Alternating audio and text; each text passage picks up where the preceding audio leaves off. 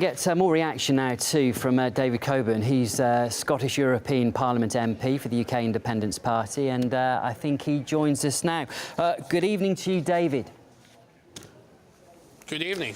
Hello there. A very sombre day in London, and certainly since this has happened, people are asking the question, how safe are we? When you look at this type of attack, how much can be done to prevent this sort of thing from happening? Well, it didn't help when we had open-door borders throughout Europe. That was a disaster. It lets people fly here, there and everywhere and move around without being able to check who they are. And also disastrous that we allow any number of people to come across the Mediterranean. That's got to stop, although I'm led to believe that perhaps the individual concerned who perpetrated this is of the homegrown variety. But, you know, we need to protect our borders, and we need to make sure that we get out of the European Union. They just don't have the guts to deal with this issue, whereas I think Britain does, and so does the United States. France does to an extent, but they are hampered by the EU. We have to take this business much more seriously in the future, and we have to make sure that ordinary Muslims are on side. That's important, and people have to make sure that they see their safety as being with everyone else's, and that is important. You said, you know, working within the EU is difficult when you're tackling issues like this, but surely everybody needs to work together. Surely it's all about bringing intelligence agencies together and working with one another. Absolutely, but we don't have to have it on a European level. That would be disastrous. We need to have our services working together, the British services, the Americans and various others working together in the European Union.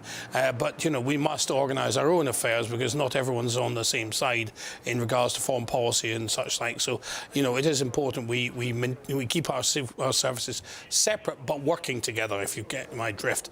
That is important, and you know, we in Europe, when you have Chancellor Merkel telling people to come over from all over the world, just arrive in Europe without any sort of controls as to know who they are or what they're doing here, well, that just simply can't go on. It's just not possible. Sure, but at the moment, David, we don't know, do we, about exactly who is behind this attack. I mean, it's still very unclear, and even though the Met Police saying, you know, well, it looks there are like some reports coming out at the moment to suggest it might be homegrown, and it may well be, you know, a Muslim-orientated thing, but we don't know yet. But from what I understand, some of the TV channels and radio channels are coming out with stuff at the moment. Which is concerning. David, at the moment, while all this was happening, there's also an anti-ISIL coalition meeting taking place in Washington, talking about the success they've had in combating terrorism. How do you see it? Well, you see the results of it at the moment. We saw what happened a year ago in Brussels, which was terrible. I think it's scary, and I think people are really going to have to wake up to this. And you know, people are going to have to decide what side they're on. And we have to work more with the Russians and Mr. Putin, whether you like it or not. He has many bad sides to him.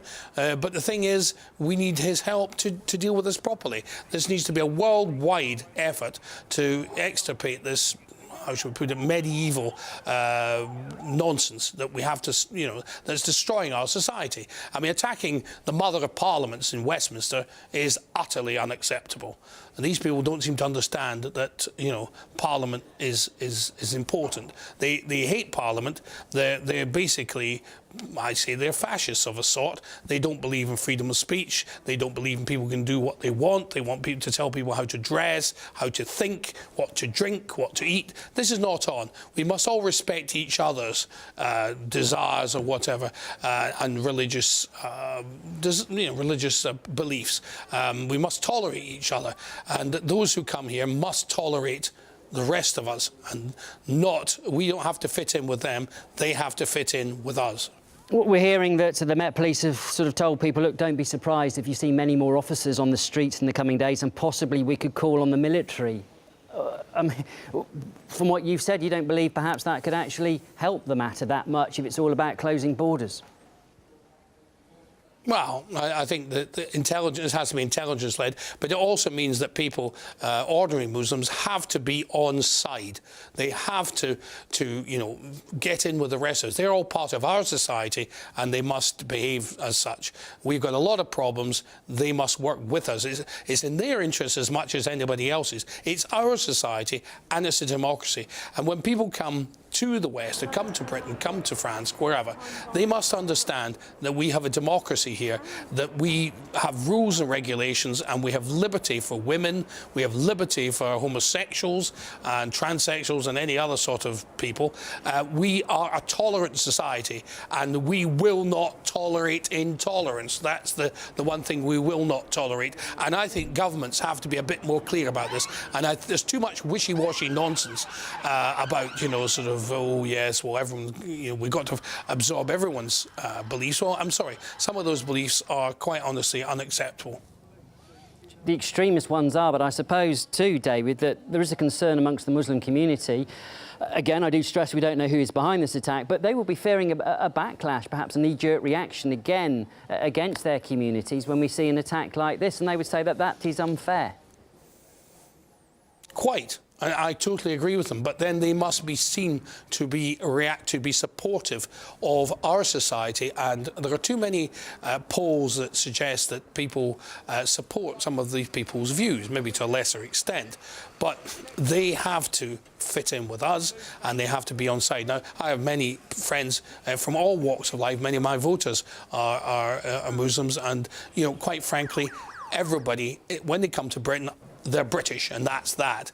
But they must understand we have rules and regulations in this country, and one of the greatest is that you must tolerate other people. We must have a democracy where we can you know, express things through Parliament and not through violence. And many of these countries that people come from, they have a violent past, and those countries have a violent past. And people came here to get away from that sort of nonsense. So, you know, why drag all this stuff with them?